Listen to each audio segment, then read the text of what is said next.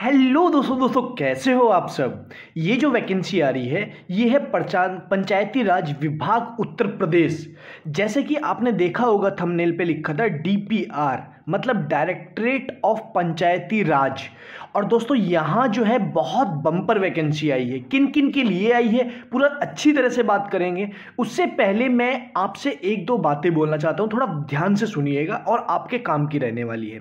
दोस्तों मैं आपसे ये जानना चाहता हूँ कमेंट सेक्शन में कि अगर आपको जैसे आप एक बात मान लीजिए कि कितने बंदे यहाँ एक्सपीरियंस हैं, कितने बंदे यहाँ फ्रेशर हैं, कितने बंदे यहाँ आगे मतलब एक एक्सपीरियंस होता है एक फ्रेशर के बीच के क्राइटेरिया होता है कि जिनके पास अप्रेंटिसशिप या इंटर्नशिप के पास सर्टिफिकेट्स है, लाइक 1 साल का आपके पास अप्रेंटिसशिप है तो उनके कितने परसेंटेज है। अगर या तो आप एक बात बताइए कि मैं अपने टेलीग्राम चैनल पे एक पोल क्रिएट कर दूं जिससे जब वो पोल चलेगा तो आप ऑलरेडी जाके वहां स्टार मार्क कर सकते हैं या फिर अपना वो दे सकते हैं। क्योंकि देखिए क्या है कि मेरा जॉब लाने का मतलब इसलिए होता है क्योंकि आपको जॉब मिल जाए, सिर्फ मेरे को व्यूज़ बढ़ाने से मेरा कभी मतलब नहीं है। और जॉब अगर जितनी मेरे को पता होगा कि कितने स्टूडेंट्स कौन सी कैटेगरी के हैं तो मेरे लिए इजी रहेगा। आप कमेंट सेक्शन में थोड़ा सजेशन कीजिएगा। और एक चीज़ है कि आपको भी क्या सजेस्ट करना है, कैसे आपको इस चैनल को ग्रो होते देखना है या फिर दूसरों की हेल्प हो सके, इस तरीके से अगर आपको कुछ करना है तो आप प्लीज़ सजेस्ट कीजिएगा। दोस्तों ये जो वैकेंसी है ये बहुत ही अच्छी वैकेंसी है और यहाँ फ्रेशर वाले डायरेक्टली एलिजिबल हैं। जी हाँ, फ्रेशर वाले डायरेक्टली एलिजिबल हैं। एलिजिबल एक्सपीरियंस वाले भी हैं, मतलब एक्सपीरियंस वाले भी यहाँ एलिजिबल हैं, बट यहाँ फ्रेशर वालों को ज़्यादा प्रायोरिटी दी गई है। उसका रीज़न क्या है अनएम्प्लॉयमेंट का ग्राफ। ये जो वैकेंसी है ये बहुत ही अच्छी वैकेंसी है, बहुत ही बम्पर वैकेंसी है। यहाँ आप बहुत ही आगे बढ़ सकते हैं, ये मैं आपको डायरेक्टली बता दे रहा हूँ क्योंकि ये जो है यूपी गवर्नमेंट के डायरेक्टली अंडर आई है। तो आपको क्या कर लेना है, आपको आना है इनकी वेबसाइट पे। कहाँ आना है? पंचायती राज विभाग उत्तर प्रदेश की वेबसाइट पे। उसके बाद आके क्या करना है, उसके बाद आपको थोड़ा सा इनका स्क्रॉल डाउन करना है और आपको मैं वैसे तो जो एडवर्टीजमेंट है ये ऊपर ही मिल जाएगा, मतलब आपको इसके लिए ढूंढने की कोई ज़रूरत नहीं पड़ेगी, ये अपने आप ही डायरेक्टली मिल जाएगा।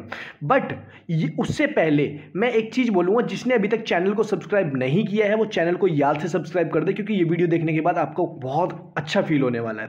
अब आप देखेंगे ऊपर ही स्क्रोल पे चल रहा है implement of 1875 architect consulting engineers. तो जैसे ही हम इस पे क्लिक करेंगे तो ये जो है नोटिफिकेशन आया भी कल है। देखिए ये जो है इन्होंने notice of implement of 1875 architecture consulting engineer. तो जैसे ही हम इनका डिटेल्ड एडवर्टीजमेंट देखेंगे, डिटेल्ड एडवर्टीजमेंट जैसे ही हम इनका रीड करेंगे, यहां आप देखेंगे इन्होंने साफ साफ लिख दिया directorate of Panchayati Raj, department of Panchayati Raj, UP invites application for interested eligible candidate for with the department of various assessment on the basis of payment role। दोस्तों आपको यहाँ सैलरी भी बहुत अच्छी मिलने वाली है। आप देखेंगे कितनी वैकेंसी के लिए है, 1875 individual architect consulting engineer for gram panchayat on the work of permanent mode. दोस्तों वही यहाँ एलिजिबल है। आप क्या है कि आप इन्होंने पूरा का पूरा क्राइटेरिया भी दे दिया है, introduction, eligibility, scope of work, number of candidates, ये पूरा का पूरा मेंशन कर दिया है। उसके बाद यहाँ आप देखेंगे सबसे पहले ही ये जो है इस with the introduction of finance commission a sum of 26,608 crores have been assured of development of gram panchayat for the period of 220 to 226। ये क्या है कि जो मतलब 26,000 करोड़ रुपए यूपी गवर्नमेंट ने ग्राम पंचायत को दिया है 2026 तक इन्वेस्ट करने के लिए, जिससे ग्राम पंचायत डेवलप करेंगी। उसमें कुछ भी हो सकता है। ग्राम पंचायत विकास में क्या होता है कि आपको स्कूल्स बनवाने होंगे, आपको लाइब्रेरीज बनवानी होंगी, आपको रोड्स पे ध्यान देना होगा, आपको इंफ्रास्ट्रक्चर पे ध्यान देना होगा, आपको कैसे गांव डेवलप हो सकता है उसके बारे में पूरा बताना होगा। और इवन उनको जो है आपको देख रेख भी करनी होगी और डायरेक्टली गवर्नमेंट आपसे ही सवाल पूछेगी अगर कुछ भी गलत होता है तो दीदी आप ये स्कोप ऑफ वर्क में क्या रहेगा, स्कोप ऑफ वर्क में रहेगा scope of work includes but it is not limited to site survey. देखिए सिर्फ साइट सर्वे पे नहीं रहेगा, preparation of concept, master plan, preparation of detailed architecture and structural design, preparation of primarily working drawing and BOQ and detail specification, planning, rehabilitation of structure and periodic inspection of evaluation of work etcetera. आपको यहाँ job जो है बहुत ही अच्छी मिलने वाली है। The implement of the DOPR will be entire to consider the civil works with the taken of gram panchayat of the empanelled district. It is not to confer any right of the architecture engineer either to be necessary grading of work of gram panchayat. इन्हें कहने का मतलब ये है कि आप पूरे wholesale in charge होंगे।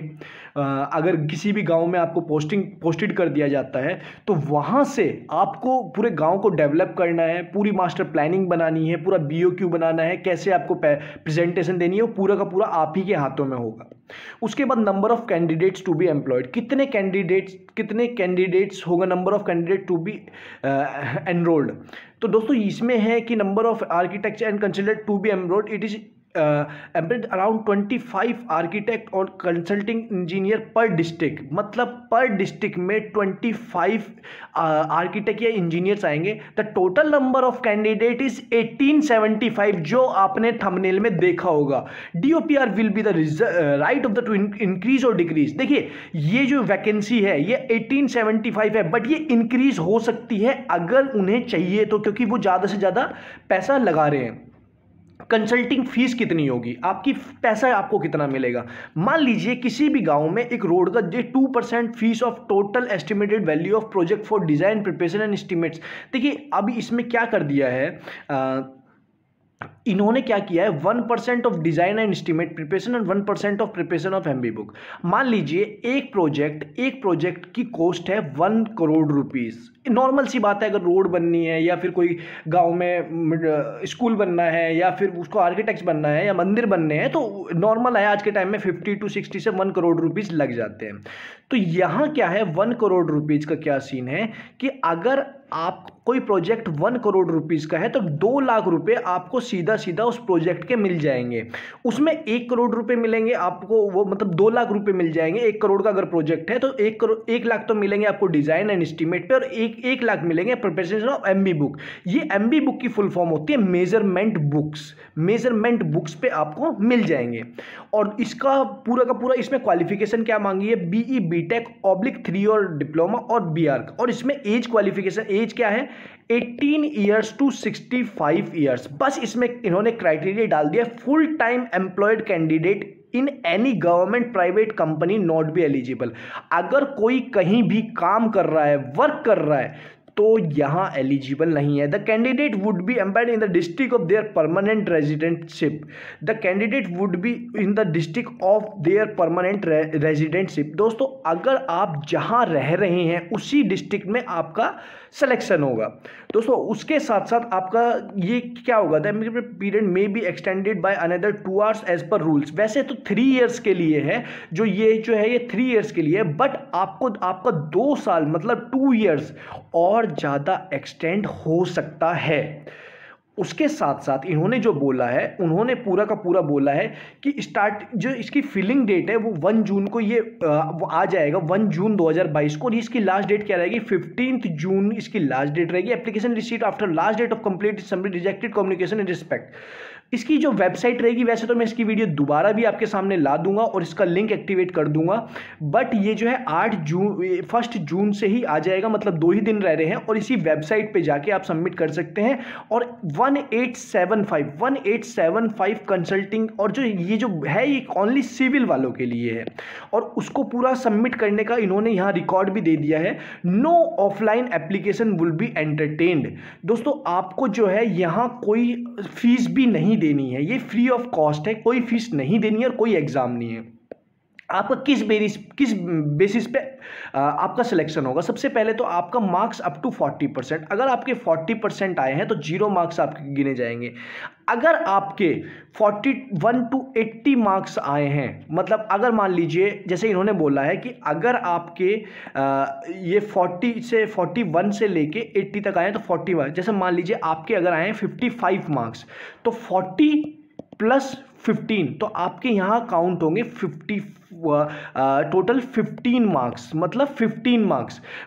अगर आपके 40 से लेके 80 तक आ रहे हैं, मतलब आपके 80% है, तब आपके 40 काउंट होंगे मान लीजिए। और अगर आपके 50 आ रहे हैं तो आपके 20 काउंट होंगे, क्योंकि ये 40 तक कोई भी नहीं दिया। और 81 से 100 तक 40 विल बी अवॉर्डेड। तो दोस्तों अगर मतलब मैक्सिमम जो है 40 है।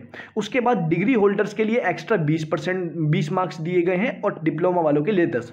मान लीजिए कि आपके यहाँ अगर आपकी 70% है, तो 70% में आपका सीधा सीधा 30 मार्क्स उधर आ गया। और अगर आप बीटेक है तो आपके 20 यहां आ गए, और डिप्लोमा है तो यहां, तो बीटेक वालों के सीधे सीधे यहां 50 हो गए, और डिप्लोमा वालों के यहां 40 हो गए। तो अब क्या कर लेना है, जैसे यहां मैंने बता दिया कि बीटेक वालों के 50 और डिप्लोमा वालों के लिए 40। और एक्सपीरियंस अप टू अगर 1 ईयर्स का है तो 0 मार्क्स होंगे। अगर आपके पास 2 साल तक का एक्सपीरियंस है तो 10 होंगे। तो अगर आपके पास 0 फ्रेशर हैं तो आपको 50 आ जाएंगे यहां, और आप डिप्लोमा है तो 40 आ जाएंगे। अगर आप एक्सपीरियंस है 1 साल का तो आपका यहाँ 60 हो जाएगा, यहाँ 50 हो जाएगा। तो ऐसे ऐसे 10 मार्क्स कम चलते रहेंगे। तो अब देख लीजिएगा, बहुत ही अच्छी अपॉर्चुनिटी है। और उसके बाद साथ एनसीसी का अगर आपके पास सर्टिफिकेट है तो 5 मार्क्स, एनसीसी बी का सर्टिफिकेट है तो 3 मार्क्स, ओ लेवल का है तो 5 मार्क्स, ऐसे ही 100 मार्क्स पूरे इनमें मिल जाएंगे। तो इस वजह से, और ये प्रिपरेशन क्या है, preparation of merit list on the basis of above mention parameters पे आपको नापा जाएगा, वो तभी होगा। Application fees, there is no application fees paid for the application response to this call. तो इस पे कोई भी फीस नहीं है, ये नो फीस है, बिल्कुल फ्री ऑफ कॉस्ट है। तो ये बहुत ही अच्छी अपॉर्चुनिटी है। जिसको समझ में ना आई हो, थोड़ा वीडियो को 2 मिनट बैक करके तब समझे तो इजीली समझ में आ जाएगी।